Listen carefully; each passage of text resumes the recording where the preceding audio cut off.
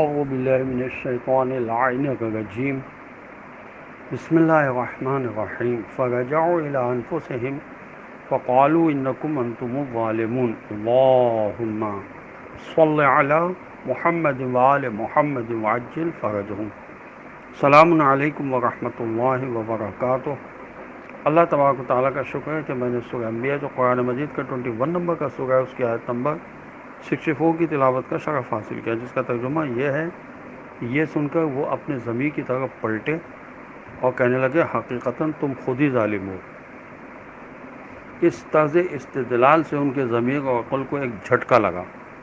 پہلے یہ بات کبھی نہیں سوچی، نہ کسی نے اس قسم کی بات کی۔ ایک جامد بے جان چیز کو اپنی زندگی کا مدبر سمجھ کر اس کے سامنے جھکنا واقعاً بڑی زیادتی ہے۔ آپس میں اس موضوع پر گفتگو شروع ہوئی۔ بت پرستی پہلی بار موضوع بحث بن گئی۔ حق ایک بار انسانوں کے عقل و ضمیر میں جلوگر ہوتا ہے، پھر مومن اسے اپنا لیتا ہے اور کافر اسے دبا دیتا ہے۔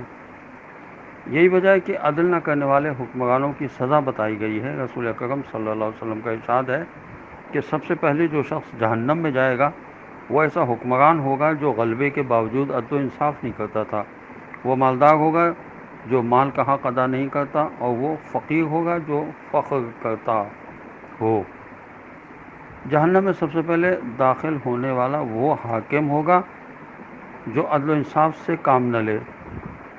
ابو ہریرہ اور حضرت عبداللہ بن عباس سے روایت ہے کہ حضرت رسول خدا صلی اللہ علیہ وسلم نے اپنی وفات سے پہلے ہمیں خطبہ دیا، اور یہی آپ صلی اللہ علیہ وسلم کا مدینے میں آخری خطبہ تھا، جس کے بعد آپ صلی اللہ علیہ وسلم حق تعالیٰ سے جا ملے۔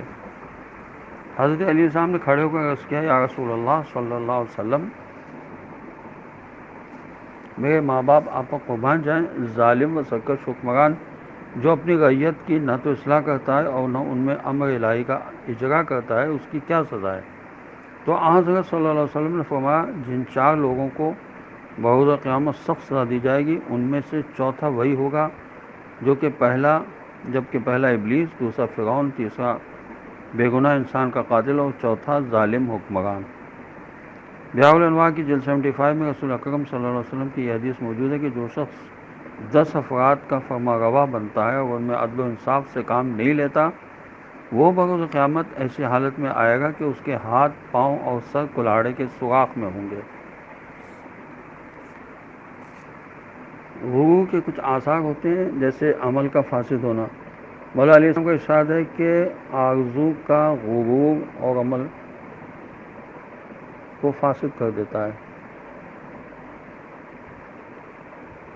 تکبر کے بارے میں مولا علیہ السلام کا ارشاد ہے کہ ثروت و دولت پر غرور کرنا تکبر کا باعث ہے۔ اور مولا علیہ السلام کا ارشاد ہے کہ اگر کوئی اپنے اوپر فخر کرتا ہے تو ہوائے نفس اس کو مصیبتوں کے حوالے کر دیتا ہے۔ مزید فرمایا کہ دنیا خواب ہے اور اس پر غرور کرنا باعث شرمندگی ہے۔ مزید فرمایا کہ دنیا کی زندگی تو صرف غرور اور فریب پر سرمایہ ہے۔ ہرگز دنیا کی زندگی پر غرور نہ کرنا، کہیں ایسا نہ ہو کہ شیطان تمہیں خدا کے مقابل مغرور بنا دے۔ اس طرح